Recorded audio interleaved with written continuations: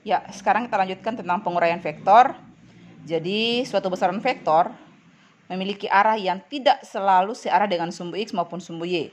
Contoh, kalau seperti kita eksperimen kemarin, seseorang berjalan ke arah timur laut. Nah, sudah pastinya perjalanan ini membentuk sudut tertentu, entah itu terhadap arah timur kah atau terhadap arah utara. Atau contoh lainnya, seorang anak yang menarik mobil-mobilan dengan sebuah tali pastinya membentuk sudut tertentu terhadap arah mendatar, seperti yang terdapat pada gambar ini. Jadi mobil-mobilannya kalau ditarik kan tidak mungkin ditarik sejajar begini. Pasti dia tarik ke arah atas. Jadi serong seperti ini dia punya arah gaya. Dan pastinya membentuk sudut terhadap arah mendatar. Nah, dari sini kita bisa melihat bahwa vektor gaya ini dia memiliki dua arah. Artinya dia bergerak dalam arah mendatar dan arah vertikal. Kalau misalnya kita terlalu tarik ke atas, berarti dia ada kemungkinan bergerak ke atas si mobil ini. Tapi kalau misalnya terlalu rendah juga dia bisa bergerak ke arah mendatar saja.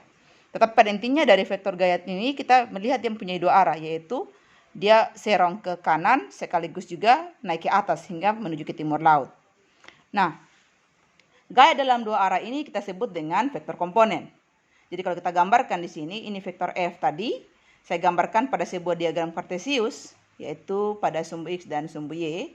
Maka vektor F yang ini tadi, untuk mencari dia punya vektor komponen pada sumbu X, kita tarik garis dari vektor F ini ke arah mendatar. Kemudian ini merupakan vektor komponennya pada sumbu X, dinamakan sebagai Fx, karena vektornya namanya F.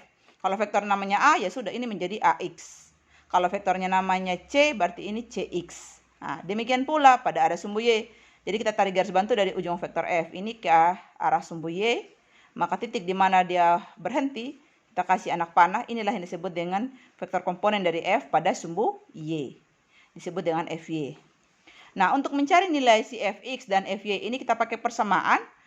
Vektor Fx sama dengan besar vektor F kali dengan nilai kosinus theta. Theta itu sudut yang dibentuk oleh si vektor F terhadap sumbu X positif. Ingat, tetanya harus terhadap sumbu X positif. Nah, kemudian vektor Fy-nya itu adalah besar vektor F kali dengan sinus theta. Ingat, Fx, F kali cos theta. Fy, F kali sinus theta. Jadi F di sini adalah besar vektor F. Jadi kalau misalnya ditarik dengan gaya 20 Newton, itulah yang disebut dengan vektor F. Sedangkan Fx ini adalah komponen vektor F pada sumbu X. Dan Fy berarti komponen vektor F pada sumbu Y. Sedangkan theta tadi ini adalah sudut yang dibentuk oleh vektor F terhadap sumbu X positif. Nah, ini saya tambahkan terhadap sumbu X positif. Nah, contoh, Owen menarik mobil-mobilan dengan gaya sebesar 20 Newton, membentuk sudut 60 derajat terhadap sumbu X positif. Berapa besar komponen vektor gaya pada sumbu X dan sumbu Y? Berarti seperti biasa tuliskan diketahui dulu vektor F sama dengan 20 Newton, tetanya 60 derajat. Nah, ini Ibu gambar ulang. Ini sini Ibu pakai perwakilan 1 cm itu untuk 5 Newton. Berarti kalau 20 Newton dapatnya 4 cm. Nah, ini buktinya. Nah, ini Ibu hanya feeling sih 60 derajat. Nah, ini sebenarnya kalau misalnya tanpa kita pakai rumus yang tadi, kalau kita menggunakan yang skala yang benar, kita bisa dapat loh dia punya vektor Fx dan Fy ini hanya dengan mengukur menggunakan mistar. Nah, jadi sekarang kita gambarkan dulu garis mendatarnya sebagai diagram kartesiusnya. Ini arah mendatar, ini arah vertikal. Nah, ini sumbu X, sumbu Y.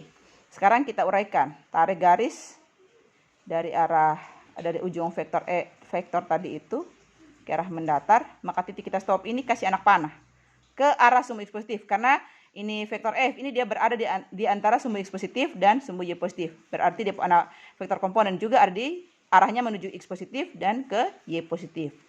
Karena vektor ini adalah vektor gaya, berarti vektor komponen pada sumbu X-nya disebut dengan Fx. Nah, kalau kita ukur di sini ya, kalau kata Ibu pakai sudut yang tepat dan panjang vektor F yang tepat, ini harusnya dia punya Fx nanti sekitar 2,6 cm. Berarti kali dengan 4 sekitar 8,8 atau hampir 9 Newton lah. Nah, kalau tadi Ibu gambarnya dengan sudut yang tepat. Tapi ini tadi Ibu tidak gambar sudut yang tepat. Ini untuk menggambarkan komponen vektor F pada sumbu Y. Jadi tarik garis ke arah sumbu vertikal. baru di mana tempat garisnya stop, itu adalah vektor komponen pada sumbu Y. Kita namakan sebagai Fy. Maka Fx-nya tadi kan sudah terhadap sumbu X positif, dia punya sudut toh. Berarti F kali kosinus 60 derajat. Maka 20 ganti nilai F. Cos 60 tadi itu berapa? Lihat kembali tabelnya. Oh, cos 60 itu nilainya setengah. Kalau sin 60 nilainya setengah akar 3. Berarti 20 kali 1/2. 20 kali 1, 20. Bagi 2, 10. Berarti 10 Newton. Berarti vektor Fx-nya sekitar, bukan sekitar ya, adalah 10 Newton.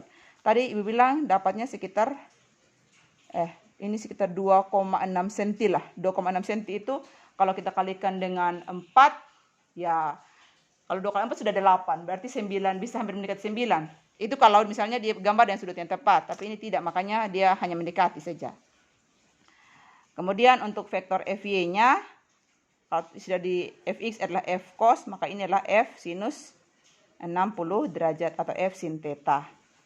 Jadi 20 besar vektor F kali dengan sin 60 tadi setengah akar 3. Nah ini nyatakan dalam bentuk seperti ini. 20 kali 1, ya 20. Bagi 2, 10.